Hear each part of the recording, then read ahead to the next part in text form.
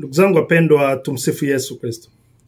Basi ninayo furaha kubwa kabisa kualika siku ya leo katika tafakari yetu ya neno la Mungu, na leo ikiwa ni siku ya 35 ya mafungo yetu ya siku 40 ya Kwaresma, na tuko kwenye Juma Kuu. Tumeingia kwenye ile spirit ya Juma Kuu sasa. Kwa hiyo leo nataka nikuletee tafakari ambayo inauliza swali kwamba je, hivi tunapoingia kwenye ile Juma Kuu, ukitazama maisha yako, hivi ni kweli tunampenda Yesu au tunapenda manufaa tunayopata? Tunampenda Yesu au tunapenda baraka zake zaidi? Unajua, katika maisha ya sasa hivi, katika maisha haya, watu wengi sana leo wanaonekana kuwa karibu sana na Mungu. Labda wengine wanahudhuria misa kila siku, wengine wanajiunga na vikundi vya sala, vikundi vya maombi, wengine wanajiunga na vikundi vya kwaya, wengine labda hata wanaenda kwenye vyama vya kitume. Kwa hiyo watu wanajitahidi, wanamtafuta Mungu, wanakwenda kwa Mungu. Lakini swali gumu ni hili kwamba je, tunapokwenda kwa Mungu, tunapomtafuta Yesu, je, ni kwamba tunamtafuta Yesu kwa sababu tunampenda au tunamtafuta Yesu kwa sababu tunapenda kile anachotupa? Vipi asipotupa kile tunachomuomba, bado tunaweza kuwa na ujasiri wa kumtafuta Yesu? Bado tunaweza kuwa na ile furaha ya kumtafuta Yesu? Kwa mfano, tunapomuomba kazi alafu hajibu au hatupati kwa wakati tunaotaka. Je, tunapomuomba afya njema alafu tunaona mambo hayaendi? Tunapomuomba watoto alafu tunaona hatupati? Tunapomuomba mafanikio alafu tunaona hayaji kwa wakati tunaotaka sisi au kwa namna tunayotaka sisi, je, tunabaki tukiwa naye au tunamkimbia? What is our reaction after that? Sasa hii ni changamoto ambayo ipo kwa kila Mkristo wa leo. Kwa kweli kila Mkristo anapaswa kujiuliza, hasa tunapoingia katika hili Juma Kuu. Tukiangalia simulizi la mateso ya Yesu, hasa jinsi ambavyo mwinjili Mathayo analieleza kwenye ile sura ya 26 mpaka ya 27, tunaona wazi kabisa jinsi watu walivyomshangilia Yesu kwa matawi ya mitende alivyokuwa anaingia Yerusalemu. Tumesherekea hiyo kwenye Dominika ya Matawi. Tumeona Yesu alivyoshangiliwa, watu walivyomshangilia kwa matawi, kwa mitende, wakisema hosana, wakitandika kanga, wakitandika vitenge na nguo, alafu wanampandisha Yesu juu ya punda anakanyaga hizo vitenge na kanga, wanamshangilia.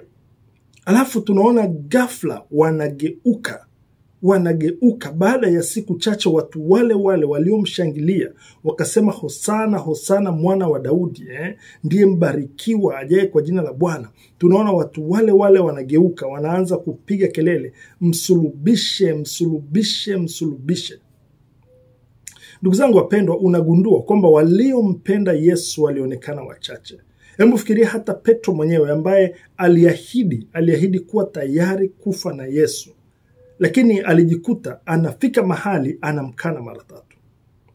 Sasa leo tunaweza tukasema Yesu ni Bwana, lakini je, tunapojikuta kwenye majaribu, tunapojikuta kwenye mateso makali, tunapojikuta kwenye changamoto za kukataliwa, tunapojikuta mambo hayaendi, afya zinapata mgogoro, je, tunabaki na kusema kwamba bado Yesu ni Bwana au tunamkana?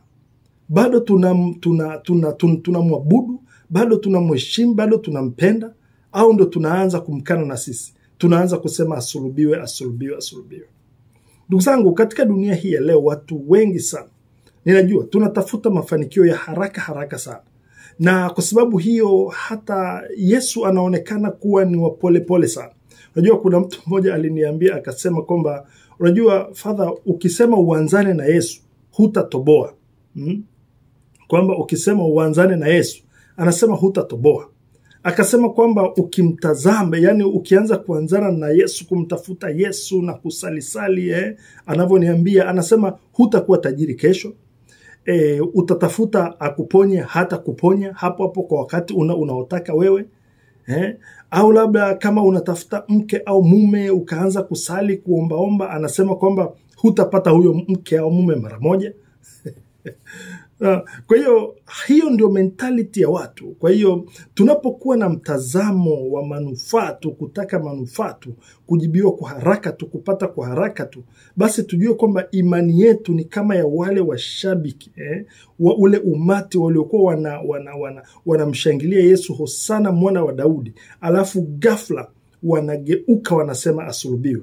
Kwamba tunapoona hatupati kile tunachotaka tunasema asulubiwe. Sasa swali ni je, tuko tayari kumpenda Yesu hata asipotujibu maombi yetu leo? Tuko tayari kumpenda?